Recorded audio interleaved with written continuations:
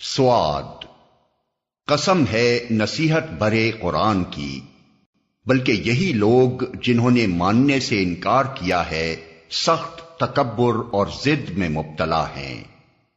ان سے پہلے ہم ایسی کتنی ہی قوموں کو ہلاک کر چکے ہیں، اور جب ان کی شامت آئی ہے تو وہ چیخ اٹھے ہیں، مگر وہ وقت بچنے کا نہیں ہوتا۔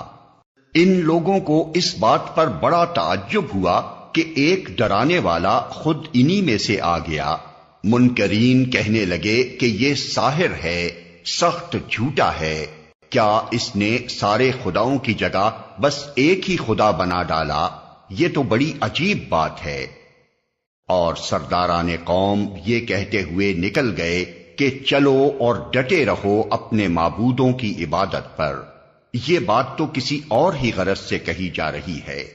یہ بات ہم نے زمانہ قریب کی ملت میں کسی سے نہیں سنی، یہ کچھ نہیں ہے مگر ایک من گھڑت بات۔